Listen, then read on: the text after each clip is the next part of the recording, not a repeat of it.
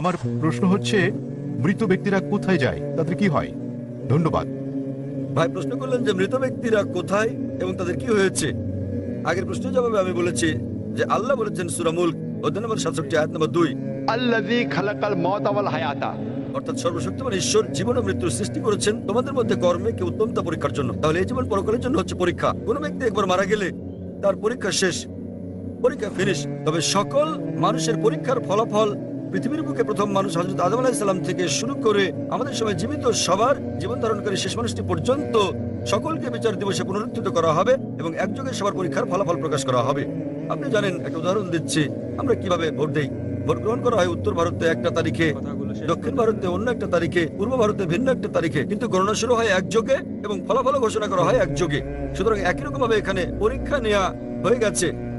তবে তিনি মালিক ইয়াউমিদ্দিন, তিনি বিচার দিবসের মালিক। বিচার সবার একই দিনে হবে।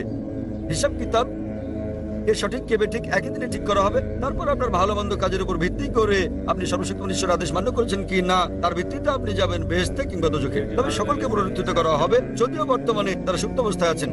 সুপ্ত অবস্থা মানে তারা মারা গেছেন, তবে তাদেরকে পুনরায় জীবিত করা হবে। সর্বশক্তিমান ঈশ্বর তাদেরকে পুনরায় জীবন দান করবেন। তাহলে সকল মানুষ পুনরুত্থিত হবে এবং শেষ বিচারের দিনে পবিত্র কোরআন আল্লাহ বলেন যে একজন মানুষ সর্বশক্তিমান স্রষ্টার বিচারে আপত্তি জানাবে না। কারণ আমাদের অঙ্গ প্রত্যঙ্গ সাক্ষ্য দেবে, আমাদের চোখ সাক্ষ্য দেবে, আমাদের হাত সাক্ষ্য দেবে আমাদের কর্মের। এমনকি তারাও আপত্তি করবে না যাদেরকে নির্দেশ পালন না করার জন্য জাহান্নামে পাঠানো হবে। কোরআনে বলা হয়েছে তারা সর্বশক্তিমান স্রষ্টার বিচার করে আপত্তি করবে না। তারা বলবে আমাদের আর একটা সুযোগ দাও, এবং সর্বশক্তিমান আল্লাহ বলবেন যে অনেক দেরি হয়ে গেছে, পরীক্ষার সময় শেষ। তাই বিচার দিবসে সকলকে পুনরুত্থিত করা হবে ভালো খারাপ কাজের উপর ভিত্তি করে। আপনি পাস বা ফেল করবেন, বেহেশত বা দোজখে যাবেন। আশা করি উত্তরটা পেয়েছেন। মাঝের দিকের ভাইয়ের নিকট থেকে পরবর্তী প্রশ্ন, মাইক নম্বর 2। আসসালামু আলাইকুম, আমার নাম অজয়। আমার প্রশ্ন হচ্ছে, জান্নাতে যাবার জন্য ইসলাম গ্রহণ করা কি আবশ্যক? ভাই একটা প্রশ্ন করলেন যে জান্নাতে যেতে হলে ইসলাম গ্রহণ করা আবশ্যক কিনা। জিজ্ঞাসাটা এরকম যে পরীক্ষায় পাশ করতে আমাকে ভালো নম্বর পেতে হবে কিনা। পরীক্ষায় পাশ করার জন্য আপনাকে ন্যূনতম 5 নম্বর পেতে হবে। জান্নাতে যাওয়ার জন্য প্রয়োজনীয় শর্তাবলীর কথা বলছে সূরা আল আসর অধ্যায় নম্বর 103 আয়াত নম্বর 1 থেকে 3 বলা হয়েছে, ওয়াল আসর ইন্নাল ইনসানা লাফি খুসর ইল্লা আল্লাযিনা আমানু ওয়া আমিলুস সলিহাতি ওয়া তাওয়াসাউ বিল হাক্কি ওয়া তাওয়াসাউ বিস সাবর। সময়ের শপথ, নিশ্চয়ই মানুষ ক্ষতির মধ্যে রয়েছে, তারা বাদে যারা বিশ্বাস এনেছে, যারা সৎকর্ম করেছে, যারা সত্যের পথে মানুষকে আহ্বান করে এবং ধৈর্য ও অধ্যবসায়ের উপদেশ দেয়। কোন মানুষের বেহেশতে যাওয়ার জন্য ন্যূনতম 4টি গুণ থাকতে হবে। কমপক্ষে প্রথমত বিশ্বাস স্থাপন করা, ঈমান আনতে হবে। ঈমান আনলে এক ঈশ্বরে বিশ্বাস করতে হবে, মুহাম্মদ সাল্লাল্লাহু আলাইহি সাল্লামকে শেষ পয়গম্বর মানতে হবে, ইত্যাদি ইত্যাদি।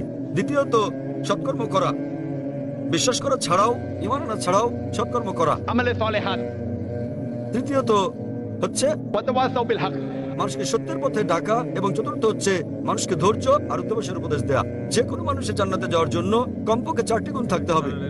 এবং যদি আল্লাহ ইচ্ছে করেন যে কোনো গুনাহ মাফ করতে পারেন, শিরক ছাড়া তিনি কখনো শিরক মাফ করবেন না। আল্লাহ বলেন সূরা নিসা অধ্যায় 4 আয়াত নম্বর 48 এবং সূরা নিসা অধ্যায় 4 আয়াত 116 যে আল্লাহ ইচ্ছে করলে যে কোনো গুনাহ মাফ করে দিতে পারেন, শিরক তিনি কখনোই মাফ করবেন না। যে লোক শিরক করেছে সে কঠিন গুনাহ করে ফেলেছে। শিরক একটা বড় গুনাহ। শিরক করলে জান্নাতে যাওয়ার কোনো সুযোগ থাকলো না আপনার জন্য। অন্যান্য গুনাহ আল্লাহ ইচ্ছে করলে মাফ করে দিতে পারেন, তবে আপনার জান্নাতে যাওয়া নিশ্চিত করতে হলে ন্যূনতম 4টি গুণ অর্জন করতে হবে। ঈমান, সৎকর্ম করা, মানুষকে সত্যের পথে ডাকা এবং ধৈর্য ও অধ্যবসায়ের উপদেশ দেয়া। ভাই আপনাকে আমি জিজ্ঞেস করছি, হ্যাঁ বলুন। আপনি কি জান্নাতে যেতে চান? আপনি জান্নাতে যেতে চান কি না? জি, যেতে চান আপনি? আমি এই জন্য বলছি, আমার অন্তর দিয়ে বলছি, আমাকে কলমা পড়িয়ে দিন। মাশাআল্লাহ, জান্নাতে যেতে চান। ভাই জান্নাতে যেতে চান এবং তিনি কলেমা পড়তে চান। কেউ কি আপনাকে ইসলাম গ্রহণ করতে জোর করছে ভাই? আচ্ছা, কেউ কোনো জোর করছে কি?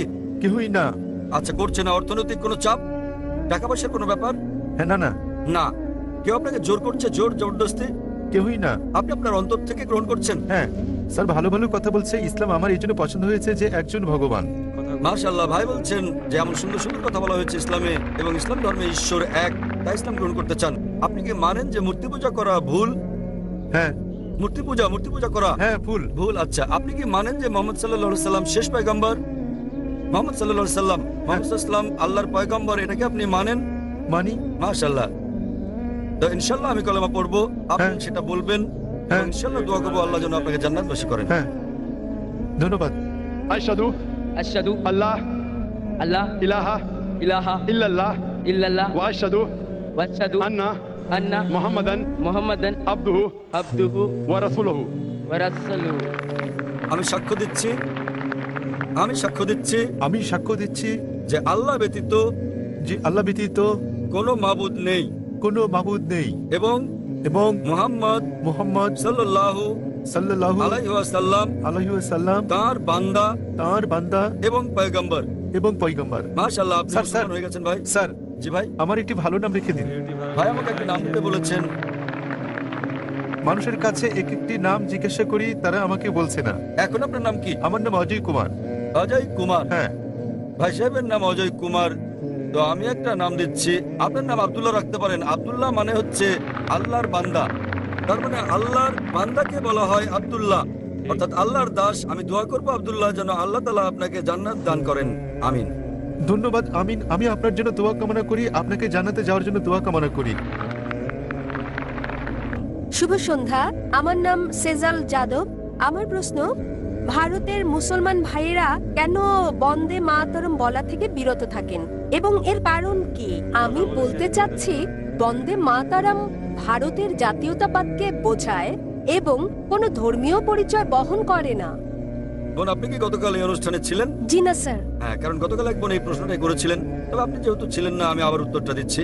বোন প্রশ্ন করলেন যে কেন মুসলিমরা বন্দে মাতরম বলা থেকে বিরত থাকেন।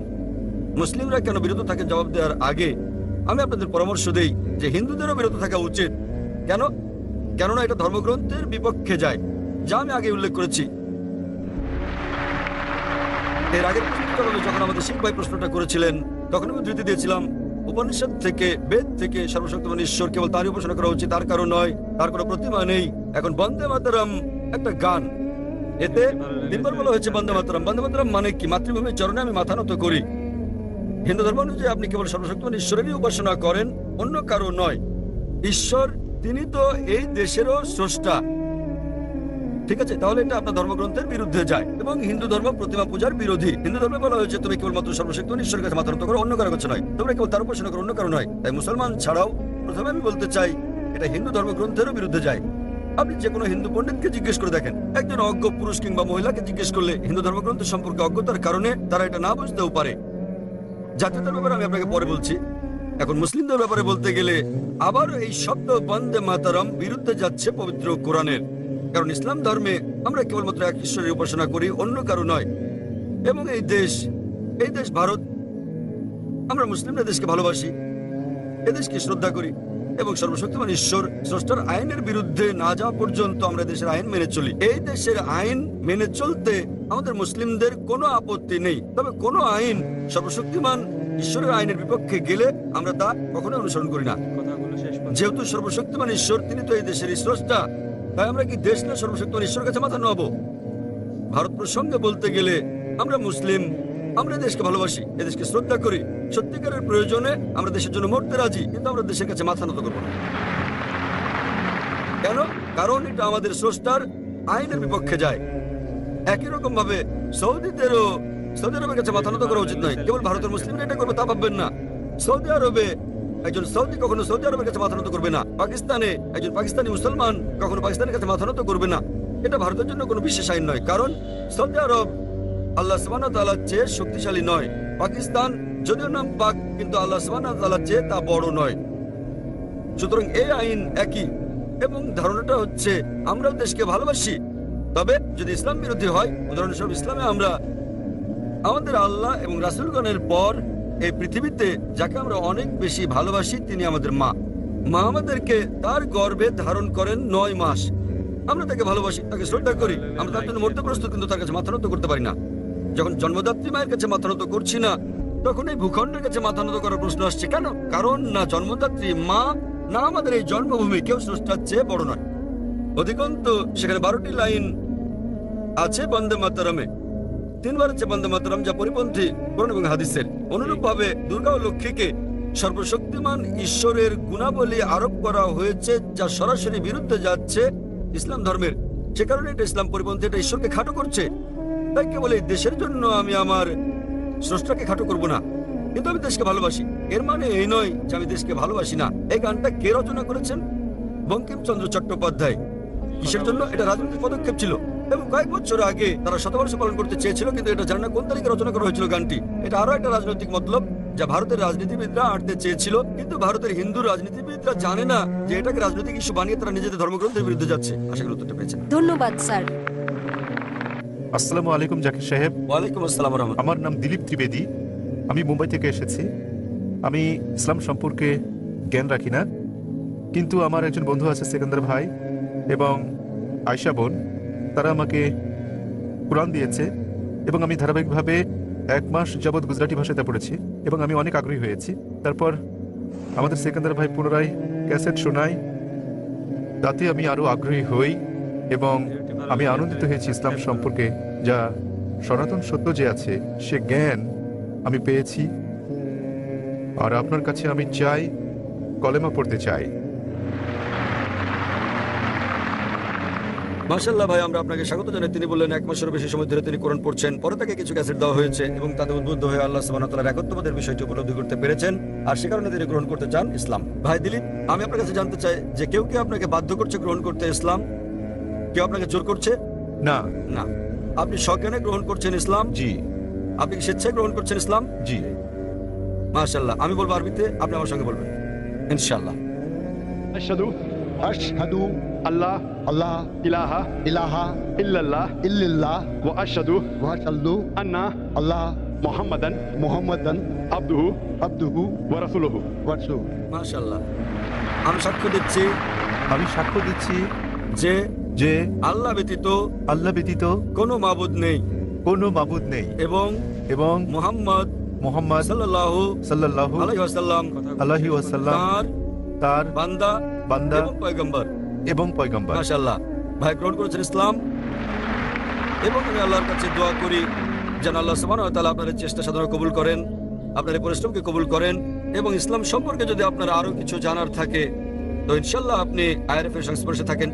যদি কোনো প্রশ্ন মনে আসে ইসলামের ব্যাপারে তো এখন আপনি আমাকে জিজ্ঞেস করতে পারেন, অথবা নিজে চলেও আসতে পারেন ডঙ্গিতে আমাদের অফিসে। আর আমি আল্লাহর কাছে দোয়া করি আল্লাহ সুবহানাহু ওয়া তাআলা যেন আপনাকে জান্নাতবাসী করেন। একটি অনুরোধ আপনাকে, জি, বলেন। আমাকে কোনো একটি সুন্দর নাম দিন। ভাই অনুরোধ করলেন যে আমি যেন তার একটা ভালো নাম বাছাই করি, যে নামটা তার জন্য আমার মাথার মধ্যে এই মুহূর্তে আসছে সেই নামটা হচ্ছে বিলাল। আপনি আপনাকে বিলাল বলতে পারেন। সকল ভাই বোনদের কাছে আমার অনুরোধ যে আমার জন্য যেন দোয়া করে। ইনশাআল্লাহ। তিনি এখানে উপস্থিত সকল ভাই বোনের পাশাপাশি পিস টিভির দর্শকদের কাছে অনুরোধ করেছেন। মাশাআল্লাহ 10 কোটি লোক, 10 কোটি মানুষ দেখছেন, তাই আমি এখানে উপস্থিত ভাই বোন এবং পিস টিভির দর্শকদের অনুরোধ করব দয়া করে আমাদের ভাইয়ের জন্য দোয়া করুন এবং আমরা আল্লাহ সুবহানাহু ওয়া তাআলার কাছে দোয়া করি তিনি যেন তাকে জান্নাত দান করেন। ধন্যবাদ।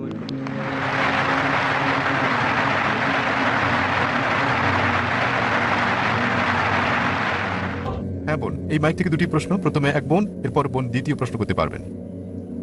শুভ সন্ধ্যা স্যার, আমি ডাক্তার কল্পনা। আমি চিকিৎসা বিষয়ক প্রশ্ন করতে চাই। মূলত ইসলামে পরিবার পরিকল্পনার অনুমোদন আছে কিনা এবং সাধারণত কেন লোকেরা এমটিপি অর্থাৎ মেডিকেল টার্মিনেশন অফ প্রেগন্যান্সিকে টিএল অপেক্ষা বেশি পছন্দ করে থাকে এবং তাদেরকে টিএল এর ব্যাপারে রাজি করানো বেশ কঠিন, অথচ এমটিপি করানো অনেক সহজ। কেন এমন হয়? বোন ডাক্তার, তাই অনেক শব্দ সংক্ষেপ এমটিপিটিএল ব্যবহার করেছেন। বেশিরভাগ শ্রোতা এগুলো নাও বুঝতে পারেন, তবে আমি নিজে ডাক্তার হয় বুঝতে পারছি তিনি কি বোঝাতে চাচ্ছেন। বোন প্রশ্ন করেছেন ইসলামে পরিবার পরিকল্পনার সম্পর্কে, যে কেন মুসলিমদের টিএল অর্থাৎ টিউবাল লাইগেশন মানে স্থায়ী পরিবার পরিকল্পনা পদ্ধতির চেয়ে এমটিপি অর্থাৎ মেডিকেল টার্মিনেশন অব প্রেগন্যান্সিতে রাজি করানো সহজ। দুটোর উত্তর একসঙ্গে দিচ্ছি। পরিবার পরিকল্পনা একটা অত্যন্ত বড় এবং ব্যাপক ধারণা, পরিবারের পরিকল্পনা, এবং মূলত লোকেরা পরিবারের পরিকল্পনা করে সন্তানদের আগমন বন্ধ করতে চায়। তাহলে এক্ষেত্রে ইসলামে কি বলা হয়েছে? পরিবার পরিকল্পনার স্থায়ী যে সকল পদ্ধতি রয়েছে, হতে পারে এটা টিউবাল লাইগেশন টিএল যেটা বলেছেন, হতে পারে ভ্যাসেক্টমি, তবে যে কোনো স্থায়ী পরিবার পরিকল্পনা পদ্ধতি ইসলামে নিষিদ্ধ। দ্বিতীয়ত, যে কোনো ধরনের গর্ভপাত, যে কোনো MTP medical termination of pregnancy এটা নিষিদ্ধ, কারণ মায়ের জীবনের জন্য ঝুঁকিপূর্ণ না হওয়া সত্ত্বেও আপনি একটা জীবন হত্যা করছেন। যদি মায়ের জীবন ঝুঁকিপূর্ণ হয়ে পড়ে, এ কারণে যে ইতিপূর্বে তার কয়েকবার অপারেশন করা হয়েছে এবং ডাক্তাররা যদি বলেন যে তার 4-5 বার অপারেশন করা হয়েছে, আরো একবার করলে তার জীবন ঝুঁকিপূর্ণ হতে পারে, অথবা তার হার্টের কোনো সমস্যা থাকলে এবং সে আর গর্ভধারণের কোনো কষ্ট সহ্য করতে না পারলে, সেক্ষেত্রে ইসলামী শরিয়ার বক্তব্য হচ্ছে বড় ক্ষতি রোধ করার জন্য ছোট ক্ষতি মেনে নেওয়া ভালো। মায়ের জীবন পৃথিবীতে আসতে যাওয়া সন্তানের জীবনের চেয়ে বেশি মূল্যবান। এহেন পরিস্থিতিতে শেষ ব্যবস্থা হিসেবে এসব পদ্ধতি ব্যবহার করা যেতে পারে। যে কোনো ধরনের স্থায়ী পদ্ধতি হোক, তা টিউবার লাইগেশন হতে পারে, ভ্যাসেক্টমি কিংবা হতে পারে মেডিকেল টার্মিনেশন অফ প্রেগন্যান্সি। তা কেবল এইসব ক্ষেত্রে ব্যবহার করা যাবে, অন্য কোনো ক্ষেত্রে ব্যবহারের অনুমতি নেই। কেন নিষিদ্ধ এই সকল পদ্ধতি? কারণ পবিত্র গ্রন্থে বলা হয়েছে, সূরা আনাম অধ্যায় নম্বর 6 আয়াত নম্বর 151, স্বীয় সন্তানদেরকে দারিদ্র্যের ভয়ে হত্যা করো না, কারণ আল্লাহ সুবহানাহু ওয়া তাআলা তোমাদের ও তোমাদের সন্তানদের আহার দেবেন। আল্লাহ আবার বলেছেন সূরা ইসরা সূরা নম্বর 17 আয়াত নম্বর 31, দারিদ্র্যের ভয়ে তোমাদের সন্তানদের হত্যা করো না, তোমাদের সন্তানদের ও তোমাদেরকে আল্লাহ জীবন উপকরণ দেবেন। সন্তান হত্যা করা হচ্ছে কঠিন পাপ। সুতরাং এই আয়াত অনুযায়ী যে কোনো মানুষকে হত্যা করা নিষিদ্ধ। এমনকি যে শিশু এই পৃথিবীতে আসছে তা সহ সব রকম মানুষ হত্যা করা নিষিদ্ধ। অন্যান্য অস্থায়ী পদ্ধতি গ্রহণের ব্যাপারে আলেমগণের মধ্যে মতভেদ রয়েছে। প্রথমে সবচেয়ে প্রচলিত হচ্ছে কপার টি। আর এই কপার টি আমি যখন পড়তাম মেডিকেল কলেজে তখন শিখেছিলাম এটা হচ্ছে একটা জন্ম নিরোধক। কিন্তু কপার টির ক্ষেত্রে কি ঘটে? ডিম্বাণু ও শুক্রাণু মিলে ইতোমধ্যেই তৈরি করে ফেলেছে জায়গোট। কিন্তু এই কপার টি জায়গোটকে জরায়ুর দেয়ালে ঝুলে থাকতে বাধা দেয়, মাতৃগর্ভের দেয়ালে লেগে থাকতে বাধা দেয়। তাই এটা খুবই আগাম গর্ভপাত ছাড়া কিছুই নয়। সুতরাং ইসলাম মতে যারা চিকিৎসা বিজ্ঞান সম্পর্কে জানেন তাদের ধারণায় কপারটিও নিষিদ্ধ। অন্যান্য অস্থায়ী পদ্ধতিগুলোর ব্যাপারে হতে পারে কন্ডম, হতে পারে অন্যান্য কোনো পদ্ধতি, মতপার্থক্য আছে। একদিন এক ব্যক্তি আমাদের নবীর কাছে এসে বললেন যে আমি করে থাকি আজল, অর্থাৎ রতি বিরতিকরণ, এমন অবস্থায় বন্ধ করি যাতে নির্গত তরল স্ত্রী দেহে প্রবেশ করতে না পারে। এবং নবী চুপ ছিলেন। যেসব লোক কোনো অস্থায়ী ব্যবস্থার পক্ষে তারা বলেন নবী চুপ ছিলেন মানে অনুমতি দিয়েছেন, অন্য দল বলছে নবী চুপ ছিলেন মানে অনুমতি দেননি। মতপার্থক্য রয়েছে। তবে এখন আমি ফিরে যাব, কেন একজন মানুষ পরিবার পরিকল্পনা গ্রহণ করতে চায়, এটাই আমার মূল প্রশ্ন। সাধারণত একজন ডাক্তার কারো মাথা ব্যথা হলে তাকে অ্যাসপিরিন দেন, ক্রোসিন দেন। এটা কিন্তু প্রতিকার নয়, এটা একটা লক্ষণ ভিত্তিক চিকিৎসা। ব্যথার মাত্রাটা বাড়িয়ে দেয় যাতে আপনি ব্যথাটা অনুভব করেন না, কিন্তু এটা রোগের প্রকৃত নিরাময় নয়। জীবাণু ধ্বংস করাই হচ্ছে নিরাময়ের সর্বোৎকৃষ্ট উপায়। সুতরাং প্রথমে আমাদেরকে খুঁজে বের করতে হবে কেন মানুষজন পরিবার পরিকল্পনা গ্রহণ করতে চায়। যেসব কারণ খুঁজে পাওয়া যায় সেগুলোকে দুটো বড় ক্যাটাগরিতে ভাগ করা যায়। প্রথম ক্যাটাগরি হচ্ছে দারিদ্র্য। আপনি জানেন আমি দরিদ্র, যদি আমার অনেক সন্তান হয় তাহলে আমার নুনান্তে পান্তাপূর্ণর অবস্থা, অনেক সন্তান হলে মারাই পড়বো। অপর দলটা হচ্ছে ধনী, আমার অনেক টাকা আছে, তবে আমি আমার সন্তানকে ডাক্তার বানাতে চাই, আমার সন্তানকে ইঞ্জিনিয়ার বানাতে চাই। তারা এজন্যই পরিবার পরিকল্পনা করেন যাতে সন্তানকে ভালোভাবে মানুষ করতে পারেন। ইনশাআল্লাহ দুটোই আলোচনা করব। প্রথম ক্যাটাগরির মানুষের কথা বলি, তারা দরিদ্র শ্রেণীর। ইসলামে এই সমস্যার সমাধান রয়েছে। ইসলাম ধর্মের তৃতীয় স্তম্ভ হচ্ছে জাকাত। প্রত্যেক ধনী ব্যক্তি যাদের সম্পদ নিসাব লেভেলের উপরে আছে, যাদের আছে 85 গ্রামের বেশি স্বর্ণ বা সমপরিমাণ, তাদের প্রত্যেক চান্দ্র বছরে অতিরিক্ত সম্পদের 2.5% দান করতে হবে। প্রত্যেক ধনী ব্যক্তি যদি জাকাত দেয় দুনিয়া থেকে দারিদ্র্য ঘুচে যাবে, একটি মানুষও আর না খেতে পেয়ে মারা যাবে না।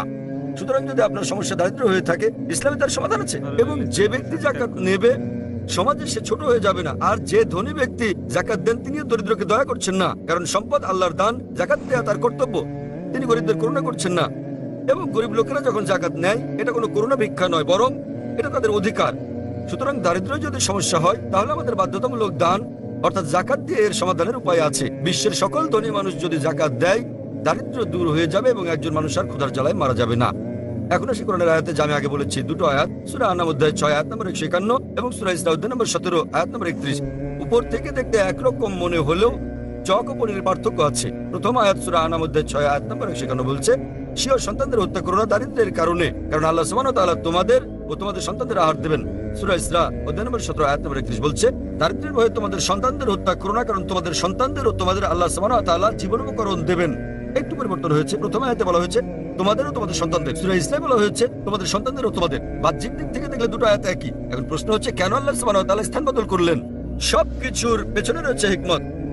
সুতরাং আলিমগণ, মুফাসসিরগণ বলেন যে প্রথম আয়াত সূরা আনাম অধ্যায় 6 আয়াত 151-তে দরিদ্রদের কথা বলা হয়েছে। জানেন আমাদের ভাবনা বেশি সন্তান থাকলে আমরা এমনকি আমাদের সন্তানরাও মারা পড়বে। তাই সর্বশক্তিমান আল্লাহ বলেন চিন্তা করো না, স্বীয় সন্তানদের দারিদ্র্যের কারণে হত্যা করো না, আল্লাহ তোমাদের ও তোমাদের সন্তানদের আহার দেবেন।